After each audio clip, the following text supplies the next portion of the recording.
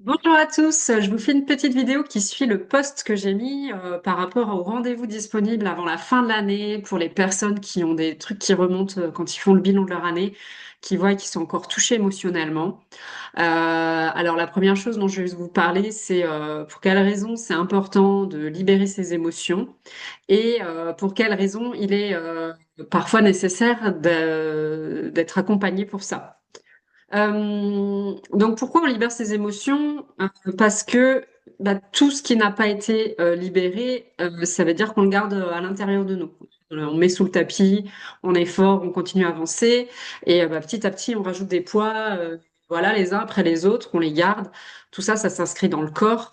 Euh, Ça crée parfois des maladies, clairement, hein. On se déclenche des maladies en lien avec les émotions refoulées. Euh, mais aussi, on attire ce qu'on vibre. Donc, c'est-à-dire que, je sais pas si vous avez vu le film Vice Versa, euh, c'est vraiment super comme film d'animation. Et en fait, chaque souvenir va avoir des émotions associées. Et puis, elles s'impriment, elles s'intègrent dans notre corps. Et puis,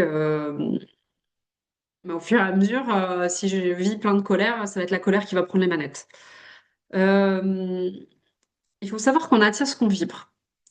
Donc, toutes les situations que vous vivez aujourd'hui et qui déclenchent des émotions, elles sont en général en lien avec des choses que vous avez vécues plus jeune.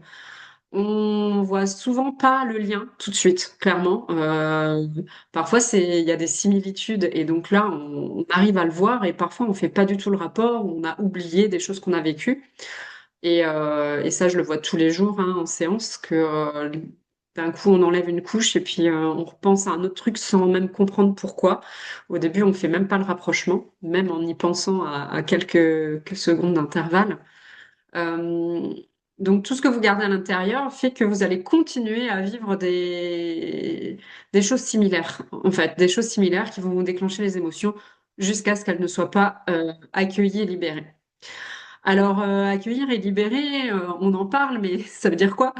Alors, je vais, je peux vous dire comment faire, hein, mais souvent, c'est même pas suffisant. C'est-à-dire que moi, aujourd'hui, j'ai tellement travaillé là-dessus que quand je sens quelque chose, je peux juste me concentrer sur ce que je ressens dans mon corps et je vais bâiller. En fait, le bâillement, c'est mon processus de libération. Parce qu'il faut savoir qu'en fait, une émotion, nous, on met des mots, colère, tristesse, etc. Mais en fait, à la base, c'est une sensation dans le corps. C'est une sensation dans le corps qui crée une réaction. Et après, nous, on analyse et on met le mot, colère, tristesse et compagnie. Mais à la base, c'est une sensation dans le corps.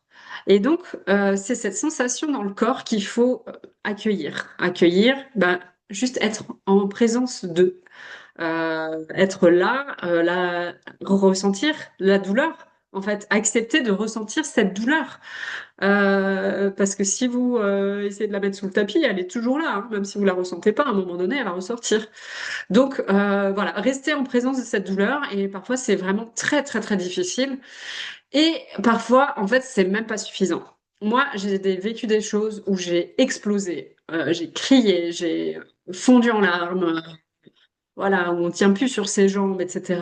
Et on pourrait croire que c'est bon, j'ai sorti tout ce qu'il y avait à sortir. Et ben, je me suis rendu compte que parfois, même après 10 ans, des choses qui sont sorties de manière vraiment très très intense, et ben, il y a encore des émotions qui sont en lien avec ça. Et pour ça, moi, j'ai pas d'autre solution que d'avoir des outils thérapeutiques pour ça. Voilà. Et il y a des choses pour lesquelles tous les thérapeutes, malgré tous leurs outils, vont encore aussi voir d'autres thérapeutes quand on a des choses très lourdes.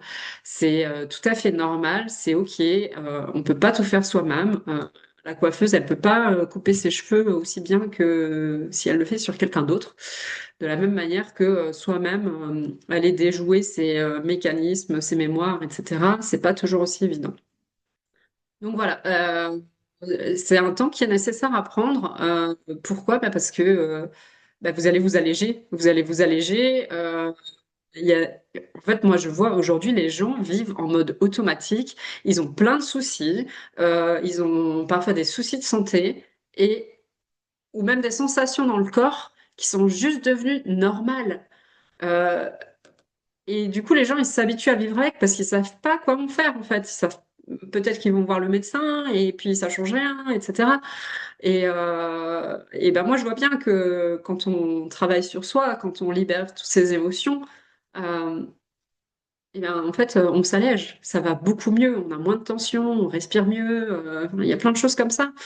Euh, et, euh, et pour terminer, j'aimerais vous dire que si vous ruminez des choses, c'est pas votre faute. Ça veut dire qu'il y a des émotions qui sont restées bloquées.